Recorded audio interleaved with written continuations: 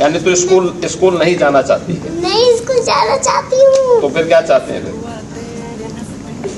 फिर क्या चाहती ये है? कह रही हूँ, हाँ। आप स्कूल में एडमिशन करवा दो। अच्छा, एडमिशन? हाँ। अच्छा, कौन क्लास में? सी गुप्ता में। अरे कौन क्लास में? और वो नाम नहीं पता ना मुझे। अच्छा, 10th में कराएं, 11th में कराएं? इसका एडमिशन करोगे? इसका एडमिशन हर हाल में हो जाए, ठीक है ना? स्कूल एडमिशन होगा, ठीक है? क्या नाम है आपका? वाची। वाची, आज किनसे मिली, क्या कुछ बातचीत हुई? किससे मिल के आई आप? योगी जी से।